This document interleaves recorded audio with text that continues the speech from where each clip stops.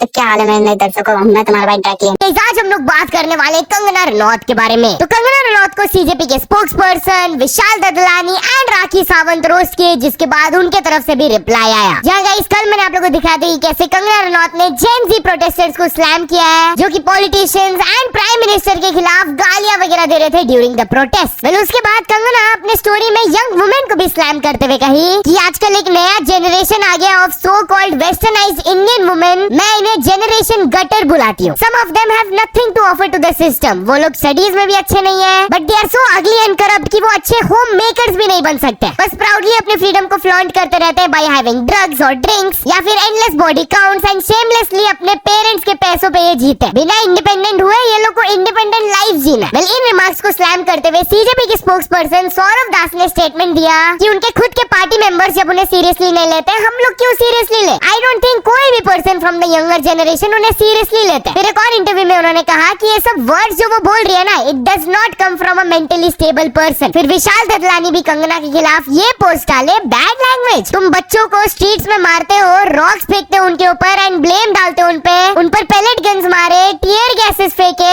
And अभी तक तुम्हारे ये सो कॉल्ड भाड़े के गूंज धमका रहे यंग जनरेशन को। यू हैव अर्न्ड द गालीज माय फ्रेंड। राखी सावंत भी एक वीडियो अपलोड की कंगना के खिलाफ, जहां पर उन्होंने ये कहा, सो खजवी कैसी है खजवी, क्या देखकर मिनिस्टर बन गई तू? ऐसा तो तू कहीं बाहर जाएगी खजवी तो तुझे तो कोई कुत्ता भी वोट नहीं देगा। पता नहीं तू क्या देखकर सीएम पीएम पता नहीं क्या बन गई है, खुदा कैसे बन गई है। हमारी लड़कियों की, देश की लड़कियों को क्या बकवास कर रही है चुड़ैल। एक कान के नीचे थप्पड़ तो खाई थी ना एयरपोर्ट पे, तुझे डर नहीं है और थप्पड़ खाएगी सब जगह से।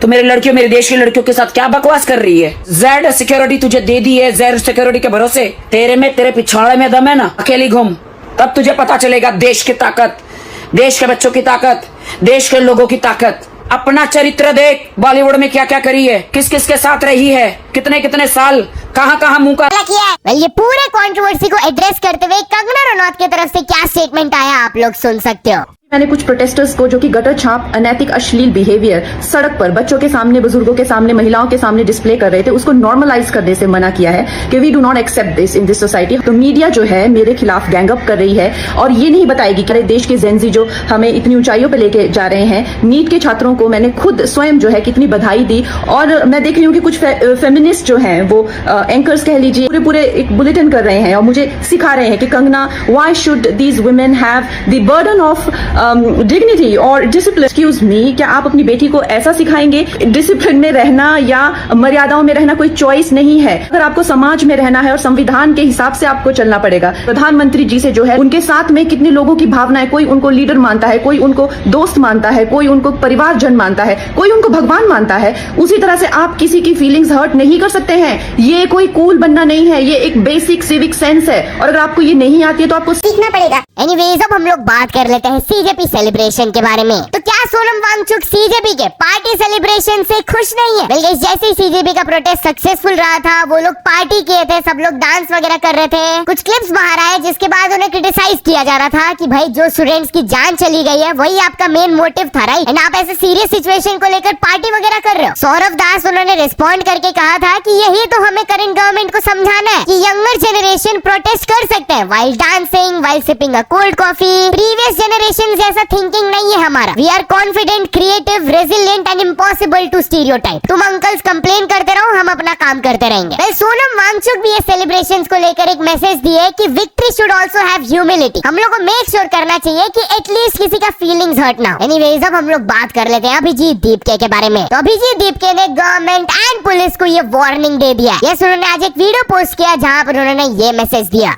मैं देख रहा हूँ कई सारे स्टेट्स में पुलिस जो है वो स्टूडेंट्स को कर रही है, परेशान कर रही है। गवर्नमेंट स्टूडेंट्स को डराना धमकाना बंद कर दे। अगर वो इसी तरह पुलिस के द्वारा स्टूडेंट्स को डराएगी, धमकाएगी, डिटेन की धमकियां देगी, अरेस्ट की धमकियां देगी तो कॉकरोच जनता पार्टी फिर से बहुत बड़ा प्रोटेस्ट करेगी। Also talking about Abhijeet Dipke, तो उनकी मदर ने बताया कि आफ्टर द प्रोटेस्ट उनके लिए शादी के रिश्ते काफी ज्यादा बढ़ गए। यस, उनकी मदर ने एक इंटरव्यू में कहा कि हमें पहले से ही शादी के रिश्ते तो मिल ही रहे थे और अभी भी काफी सारे रिश्ते के ऑफर्स आ रहे हैं। अभिजीत इसके बारे में ज्यादा कुछ रिस्पॉन्ड नहीं कर रहा है। हम लोग उसे मनाने की कोशिश कर रहे हैं शादी करने के लिए। जब वो कुछ दिनों बाद घर वापस आएगा तो हम लोग फिर से ये सब्जेक्ट को उठाएंगे एंड फिर उसका फाइनल कॉल रहेगा। एनीवेज, अब हम लोग बात कर लेते हैं पंजाब यूनिवर्सिटी प्रोटेस्ट के बारे में। तो पंजाब यूनिवर्सिटी की एक पीएचडी स्कॉलर का जान चला गया जब कैंपस के अंदर शी गॉट इलेक्ट्रोक्यूटेड। यस, वो बेसिकली पीएचडी परस्यू कर रही थी in the department of microbiology and वो अपने हॉस्टल से डिपार्टमेंट की तरफ जब जा रही थी, बीच में एक बहुत ही वाटर लॉक्ड एरिया आया था ड्यू टू रेन, जहाँ पर near by electric junction box से इलेक्ट्रिक करंट पास हो रहा था। एंड जैसे ही वो कांटेक्ट में आई, शी गॉट इलेक्ट्रोक्यूटेड एंड उनका जान चला गया। यूनिवर्सिटी के हंड्रेड्स ऑफ स्टूडेंट्स बाहर आकर प्रोटेस्ट स्टेज करने लगे वाइस चांसलर के ऑफिस के बाहर, demanding action against the campus maintenance and electrical safety team. इसके बाद यूनिवर्सिटी वालों का फैमिली मेंबर्स के साथ एक मीटिंग हुआ था एंड पंजाब यूनिवर्सिटी ने 16 लाख का फाइनेंशियल असिस्टेंस ऑफर किया and also a job for her brother. Police ने अभी ये केस से रिलेटेड एक एफआईआर रजिस्टर कर दिया एंड इन्वेस्टिगेशन भी स्टार्ट हो गया। एंड टॉकिंग अबाउट प्रोटेस्ट, तो यूपी के कॉलेज में जेन अल्फा भी प्रोटेस्ट करना स्टार्ट कर दिया एंड उनके डिमांड्स को सुना गया। यस, फतेहपुर के सर्वोदया इंटर कॉलेज के स्टूडेंट स्ट्रीट में आकर प्रोटेस्ट करने लगे, डिमांडिंग बेसिक एमिनिटीज जैसे कि electricity, functional fans, clean drinking water and food. Well guess what, उनके प्रोटेस्ट के बात को सुन लिया गया क्योंकि प्रिंसिपल ने खुद आकर कंफर्म किया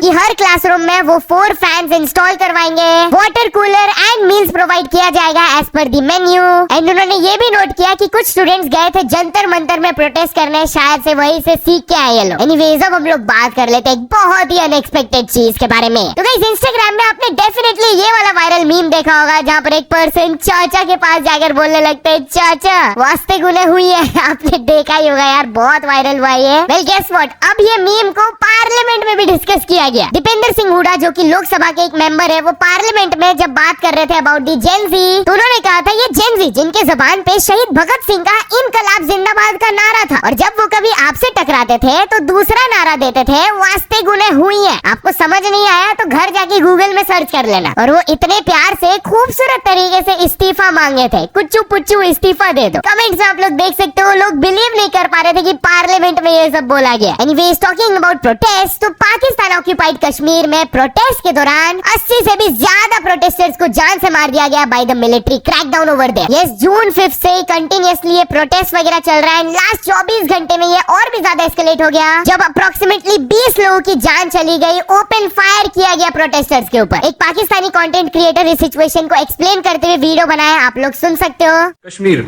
सबके सामने इस वक्त उधर जो हो रहा है, लेकिन अगर आप वाकिफ नहीं है तो मैं थोड़ा सा रिकैप देता हूँ। जून के शुरू में इस मार्च की कॉल दी गई थी क्योंकि चार्ट ऑफ डिमांड जो था कश्मीरियों का, उस पर अमल दरामद नहीं हुआ था, जिधर बेसिक राइट्स की बात हुई थी और इसका सिग्नेचर भी था पाकिस्तानी हुकूमत का। मार्च अभी स्टार्ट भी नहीं हुई थी कि स्टेट वायलेंस शुरू हो गया, लेकिन कश्मीरियों ने अपना रिजॉल्व नहीं छोड़ा। उन्होंने जो इलेक्शंस हुए थे उनको थॉरली रिजेक्ट किया और इवेंचुअली पहुंचकर रावलकोट। एक पीसफुल प्रोटेस्ट के ऊपर आप ओपन फायर नहीं कर सकते और आपको अक्सर ये वीडियोस नजर आ रही होंगी कि प्रोटेस्ट में किस तरह के लोग मौजूद हैं। छोटी छोटी बच्चे हैं प्रोटेस्ट के अंदर, 9th grade, 7th grade, 5th grade for God sake. तो प्लीज, इस वक्त सब कॉन्टिनेंट में हवा थोड़ी इस तरह चल रही है कि प्रोटेस्टिंग थोड़ी ट्रेंडी चीज है, तो उसका फायदा उठाएं, मोबिलाइज करें और कश्मीरियों के लिए आवाज उठाएं। बट इसके बाद क्या आप लोगों को पता है कि पाकिस्तान के डिफेंस मिनिस्टर क्या कहे? ख्वाजा आसिफ ये मिलिट्री क्रैकडाउन को डिफेंड करते हुए कहे कि वो जो पीओके में प्रोटेस्टर्स है ना, वो हमारे दुश्मन ही है, लाइक इंडिया। एनीवेज, अब हम लोग बात कर लेते हैं कैरी मिनाटी के बारे में। तो carry Minati flood affected areas के लिए 13 लाख से भी ज्यादा रुपए रेज किए। यस गाइस, कल वो अपने गेमिंग चैनल में लाइव स्ट्रीम किए थे and with in few hours उनके ऑडियंस ने 8,24,000 रेज किया। 2.5 लाख रुपए डोनेट किया गया बाय केएसआई एंड वो 2,30,000 अपने तरफ से भी कंट्रीब्यूट किए। तो टोटल रेज हुआ 13,10,000 रुपए। एवरी सिंगल रुपी वो नेशनल डिजास्टर रिस्पांस फंड को डोनेट करने वाले। एनीवेज, अब हम लोग बात कर लेते हैं अंकित भैयापुरिया के बारे में। तो अंकित भैयापुरिया का फर्स्ट MMA फाइट अनाउंस कर दिया गया। यस, कल ही उनके इंस्टाग्राम में ये पोस्टर आया कि आर्मेनिया में उनका बॉक्सिंग मैच होने वाला है, अरमान वर्सेस अंकित। ये मेन इवेंट फाइट होने वाला है एंड बाकी फाइट्स भी आप पॉज करके रीड कर सकते हो। कपल ऑफ इंडियंस भी है। तो चलिए अब हम लोग बात कर लेते हैं क्रिंजिस्तान के बारे में। ये स्ट्रीम से क्लिप सरफेस कर रहा है जहाँ पर वो गुरु नानक देव जी को डिसरिस्पेक्ट कर रहे थे। पहले आप उनका वीडियो देख लो, देन अपोलोजाइज करते हुए उन्होंने क्या क्लिप पोस्ट किया, आप लोग वो भी सुन लेना। फोटो किसकी लगी आप बताओगी? गुरु नानक देव जी। आपको आप मानती हो इन सब में? हाँ, मैं सरदार हूँ, मैं क्यों नहीं मानूंगी? आपको किसने बताया इन्हें मानना चाहिए? मेरे घर वालों ने। घर वाले आपने मान भी लिया, उन्होंने बोला आपने मान लिया। आपके आपने जो पीछे है उनसे गुरु नानक देव जी, आप क्यों मानते हो? क्या आपने भी उन्होंने भी आपको बैच दिए थे? यार तुम सीरियस हो? मैं सीरियस ही बात कर रहा हूँ। तू बता ना, तुझे क्या देता है? तू क्या मांगती है? भाई मुझे स्पिरिचुअलिटी ये बेसिस से मानती हूँ भाई, मैंने पास देखा उनका। तेरे माँ ने बोल दिया उसे स्पिरिचुअलिटी। तो मेरी वीडियो वायरल हुई जिसमें मैंने गुरु नानक जी को देके कुछ थोड़ा सा गलत बोल दिया।